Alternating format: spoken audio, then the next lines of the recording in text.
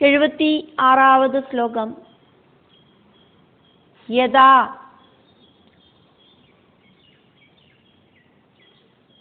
த்ருண ஜலூக இயம் ந அபயாதி ச ந த்யஜேன் ம்ரியமானஹ அபி பிராக் தேஹ அபிமதிம் ஜனஹ. யதா த்ருண ஜலூகேயம் நாபயத்யபயாதி ச ந த்யஜேன் ம்ரியமானோபி பிராக் தேஹாபிமதிம் ஜனஹ.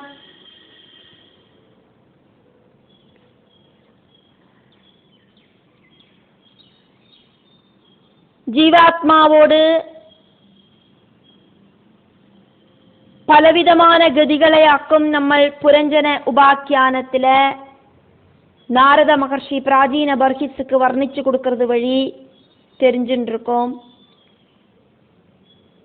மரணம் அடைஞ்ச சரீரத்திலேருந்து ஜீவனோடு சூக்ஷ்ம சரீரத்தோடு கூடின பரலோக யாத்திரைகளை எடுத்து சொன்ன நாரத மகர்ஷி ஒரு சரீரத்திலேருந்து ஜீவன் எப்பவாக்கும் வேறிடுறது அப்படின்னு சொல்லறார். அதுக்கு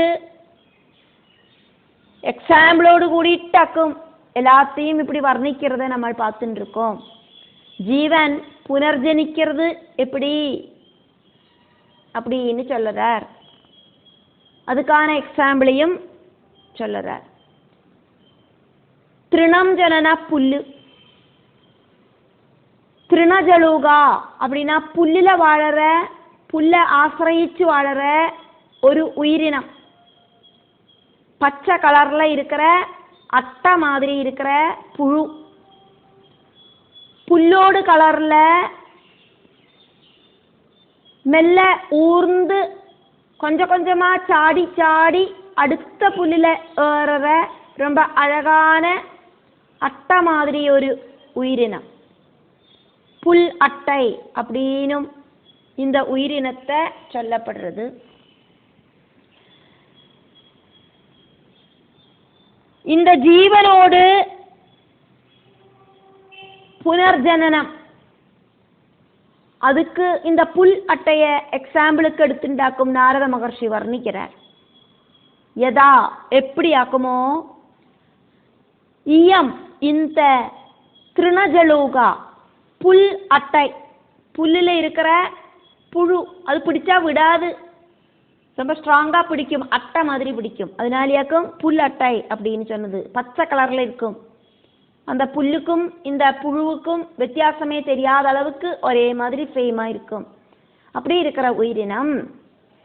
ந அபயாதி ச ந அபயாதி அபயாதி ச.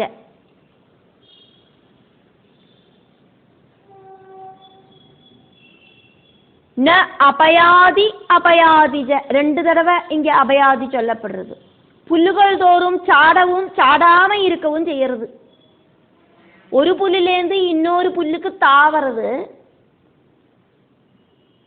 ந அபயாதி தாவாம இருக்கவும் செய்யறது. ரெண்டும் கட்டானா இருக்கு. சாடித்து சாடலை அப்படிங்கிற அவஸ்தை. ஒரு புல்லில பிடிவிடாதக்கு அடுத்த புல்லில சாடுறது. ஒரு புல்லிலேருந்து இன்னொரு புல்லுக்கு சாடுறத ஆல்ரெடி இருக்கிற புல்லிலேருந்து இருக்கிற பிடிய விடுறது இல்லை. அதாக்கும் இங்க ந அபயாதி அபயாதிஜா அப்படின்னு சொல்றது. சாடலை சாடித்து அப்படிங்கிற ரெண்டும் கட்டான அவஸ்தை. ஒரு புல்லில இருக்கிற பிடிய விடாதக்கு அடுத்த புல்லுக்கு சாடுறது. இருக்கிற பிளேஸ விடாதக்கு அடுத்த பிளேஸ பிடிக்கிறதுக்கு முயற்சி பண்றது. அந்த பிளேஸ் பர்ஃபெக்டா இருந்தாதான் இந்த பிளேஸ விடும்.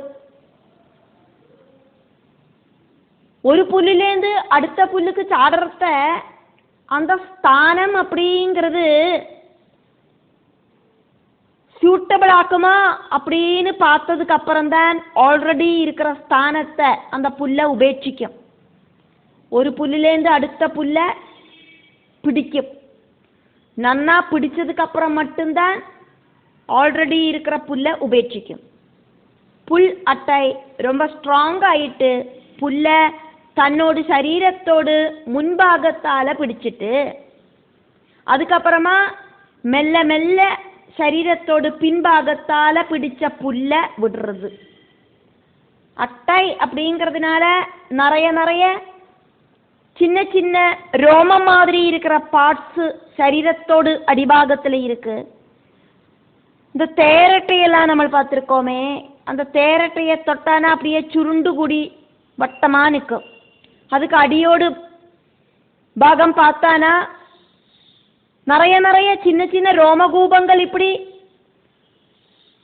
ட்ரெயினோடு கம்பார்ட்மெண்ட் மாதிரி நிற்கும், நிறைய இருக்கும். அப்படி அதே மாதிரியாக்கும் புல்லட்டையோடு சரீரத்தோட அடிபாகம். அது அந்த பார்ட்டை உபயோகிச்சுட்டாக்கும் இந்த புல்லுல ஸ்ட்ராங்கா பிடிக்கிறது. முன்பாகத்தை புல்லோடு அடுத்த புல்லுல சரீரத்தோடு முன்பாக வழியா ஸ்ட்ராங்கா பிடிச்சுண்டு அது கரெக்டா இருந்தா மட்டும்தான் சரீரத்தோடு பின்பாகத்தில் இருக்கிற பிடிய அந்த பழைய புல்லிலேருந்து விடுவிக்கும். அதே மெத்தடிலேயாக்கும் ஜீவன் ஒரு சரீரம் விட்டு அடுத்த சரீரத்துக்கு பிரவேசனம் பண்றது அப்படின்னு நாரத மகர்ஷி இங்க பிராச்சீன பர்ஹிஸுக்கு வர்ணிக்கிறார். புதிய புல்லில பிடி உറപ്പിക്കാதக்கு பழைய புல்லில இருக்கிற பிடிய புல்லட்டை ந தியஜேத் விடாம இருக்கிற மாதிரியாக்கும் ஜீவனும் சூக்ஷ்ம சரீரத்தோடு கூடிட்டு புதிய சரீரம் கிடைக்காதக்கு ஒரு சரீரத்திலேருந்து வெளியில போகாது. புல்லட்டைய மாதிரி சூக்ஷ்ம சரீரവും பிராரப்த கர்மங்கள் அனுபவிச்சு தீர்ந்து புதிയൊரு சரீரம் கிடைக்கிறத மட்டும்தான் பழைய சரீரம் விடும். கிரியமானஹா ஜனஹா அபி மரணமடைகிற மனுஷனோடு உள்ள இருக்கிற ஜீவன் பிராக் பூர்வ தேகா சரீர அபிமதிம் அபிமானம் மரணமடைஞ்ச വ്യക്തിயோடு அந்த கர்மவாசனைகளுக்கு தகுந்த மாதிரி இருக்கிற சரீரம் கிடைச்சதுக்கு அப்புறம் மட்டும்தான் இந்த சரீரத்தில் இருக்கிற பிடிய விடும்.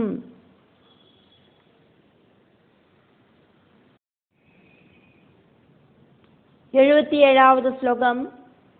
யாவது அந்யம் ந விந்தேத வியவதானேன கர்மணா மன ஏவ மனுஷ்யேந்திரா பூதானாம் பவபாவனம். யாவதன்யம் ந விந்தேத வியவதானேன கர்மணா மன ஏவ மனுஷ்யேந்திரா பூதானாம் பவபாவனம்.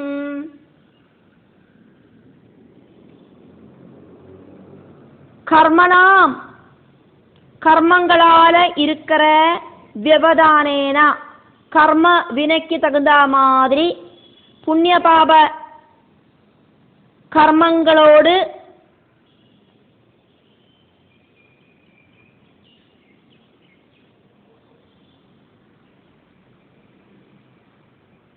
கர்ம பலன்களுக்கு தகுந்த மாதிரி யாவது எப்ப வாக்குமோ அந்நியம் வேறொரு சரீரம் கிடைக்கிறது. சூக்ஷ்ம சரீரம் அதானது லிங்க சரீரம் புதிய சரீரத்தை செலக்ட் பண்ணும். அப்படி செலக்ட் பண்ணி அந்த சரீரம் கிடைக்கிற வரைக்கும் ந விந்தேதா பழைய சரீரத்தை விடுறதில்லை.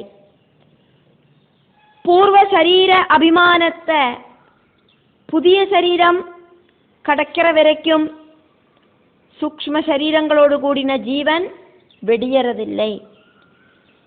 மனுஷேந்திரா, மனுஷர்களில் இந்திரன் சிரேஷ்டனானவனே. மனுஷ்ய இந்திரா, மனுஷேந்திரா, மனுஷர்களோடு ராஜாவே. பிராஜீன பர்ஹிசே அப்படின்னு கூப்பிட்டுண்டாக்குமே நாரத முனி சொல்லுறது. மன ஏவா, மனசேதான். பூதானாம், உயிரினங்களுக்கு பவபாவனம், பவத்தை, இந்த சம்சார சக்கரத்தை உண்டாக்குறது. நான் என்னோடது இப்படி இருக்கிற அபிமானங்களே தான் இதெல்லாம் உண்டாக்குறது. விஷய சிந்தையாலையாக்கும் மனுஷன் மறுபடியும் மறுபடியும் பிரவர்த்திக்கிறான். ஏதாவது ஒரு ஸ்தூல சரீரத்துக்கிட்ட கனெக்ட் ஆகாதக்கு சூக்ஷ்மமான லிங்க சரீரம் உண்டாகாது. மனசை அடக்கி நிறுத்தினா மட்டும்தான் சரியாகும்.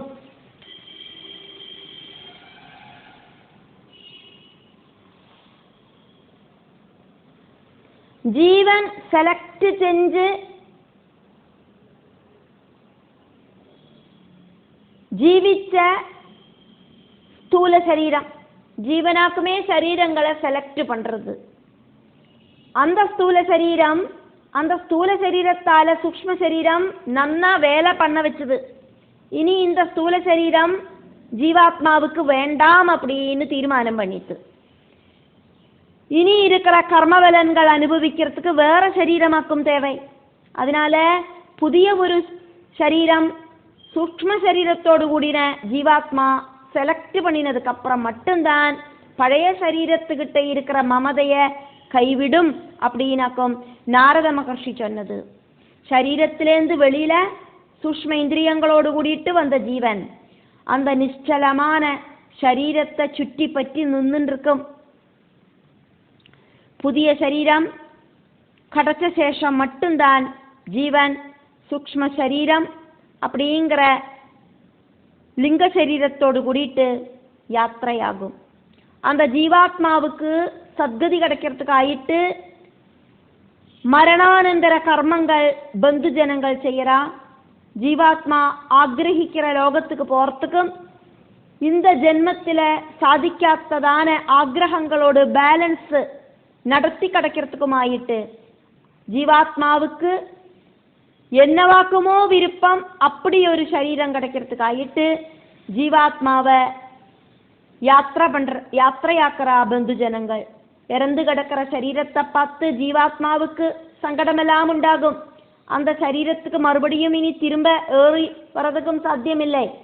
திரிசங்கு சொர்க்கத்தில் நிற்கிற ஜீவாத்மாவுக்கு சத்கதி கிடைக்கிறதுக்கு ஆயிட்டு கர்மங்கள் செய்யவாக்கம் செய்யறா பந்து ஜனங்கள். ஜீவாத்மாவுக்கு மோட்சகதி கிடைக்கிறதுக்கு ஆயிட்டு பந்து மித்ராதிகள் பிரார்த்தனை பண்ணணும். பகவானை கூப்பிடுறதுக்கு அனுகூலமான சத் சரீரம், சத் குலம், சத் யோனி இதெல்லாம் கிடைக்கிறதுக்கு ஆயிட்டு பந்து ஜனங்கள் பிரார்த்திக்கணும்.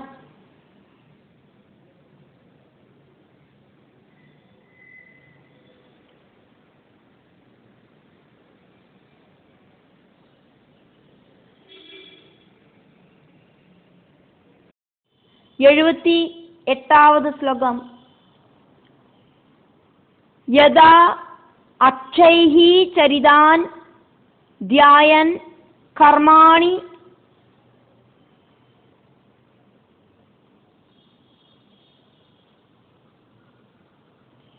ஆஜினுதே அசகிருத்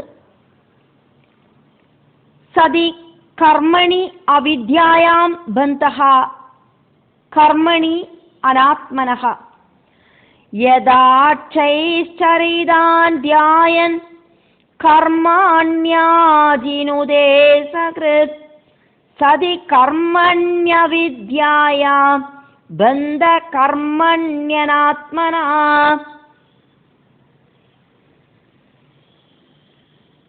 அவித்யாயாம் அஜானமயமான விஷய சிந்தைகளால, அனாத்மனஹா கர்மா ஆத்மஸ்வரூபத்தை தெரிஞ்சுக்காத்த அஜ்ஞானிக்கு கர்ம வாசனைகள் இருக்கு. சரீரபோதம் இருக்கிறதாலேயாக்கும் ஆத்மஸ்வரூபனை தெரிஞ்சுக்கிறதுக்கு சாதிக்காத்தது. இந்த பிரபஞ்சம் அப்படிங்கிறது ராகு மாதிரி ஆக்கும் அப்படிங்கிறத நம்ம பார்த்தோம். எப்படி ஆக்குமோ, இல்லாத ராகு சந்திரனை மறைக்கிற மாதிரி தோணுறது, அதே மாதிரி இல்லாத விஷயம் அர்த்த விஷயங்களாக்கும் மனசை மறைக்கிறது, அதாக்கும் பிரகிருதி. கர்மணி சதி, கர்மம் இருக்கிறத பந்தஹா, கர்ம பந்தவும் இருக்கு, கர்ம பந்தனவும் இருக்கு. அச்சைகி, இந்திரியங்களால சரிதான் செஞ்சு கூட்டின பிரவൃத்திகளை தியாயன் நினைச்சு விஷய சிந்தகளால அசகிருது பல தடவை மறுபடியும் மறுபடியும் கர்மாணி ஆஜினுதே, கர்மங்களை பிரவர்த்திக்கத்தான் செய்யறது. கர்மம் செய்யற அளவுக்கு கர்மபந்தவும் வளர்றது. அதனால ராஜாவே, நீங்கள் சர்வ கர்மபந்தனங்களிலிருந்தும் விடுபடுறதுக்காயிட்டு இந்த பிரபஞ்சத்தோடு சிருஷ்டி ஸ்திதி சம்ஹாரகாரகனாயிருக்கிற பகவான் ஸ்ரீஹரிய பஜியுங்கோம், அந்த விஸ்வநாதனை பஜியுங்கோம்.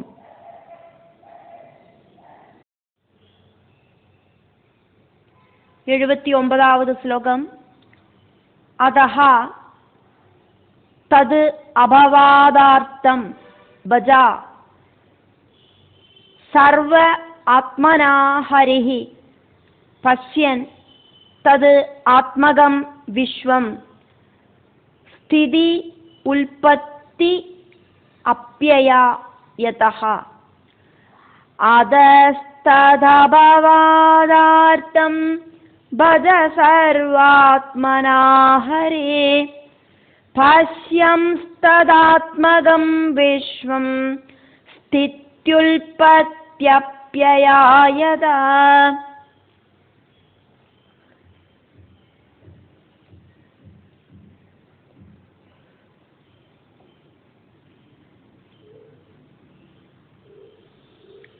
அதனால ராஜாவே, நீங்கள் சர்வ கர்ம பந்தனங்களிலிருந்து விடுபடுறதுக்காயிட்டு இந்த பிரபஞ்சத்தோடு சிருஷ்டி ஸ்திதி சம்ஹாரகனாயிருக்கிற விஸ்வநாதனாயிருக்கிற பகவான் ஸ்ரீஹரிய பஜியுங்கோ.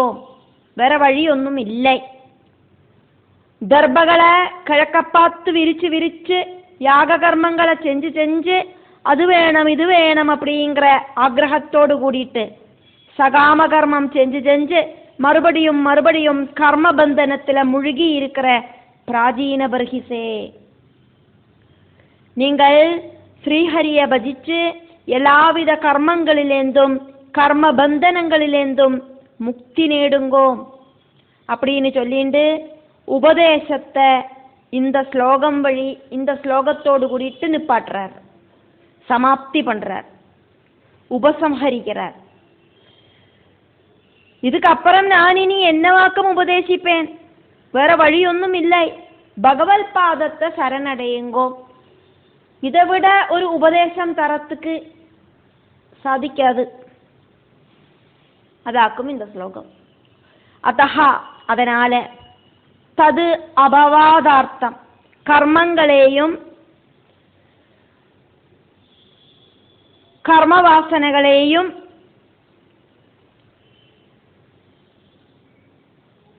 இல்லாம பண்றதுக்கு ஆயிட்டு, பவர்க்கம் இல்லாதக்கு அபவர்க்கம் வரத்துக்கு ஆயிட்டு, மோட்சம் கிடைக்கிறதுக்கு ஆயிட்டு, பிரபஞ்ச துரித துக்கங்கள் ஒன்றும் இல்லாம பிரபஞ்ச சௌக்கியம் கிடைக்கிறதுக்கு, பிரபஞ்சத்துக்கு அப்பாற்பட்ட சௌக்கியம் கிடைக்கிறதுக்கு ஆயிட்டு. அதாக்கும் இங்க அபவாதார்த்தம். அபவாதார்த்தம் அப்படின்னா அபவர்க்க அர்த்தம்.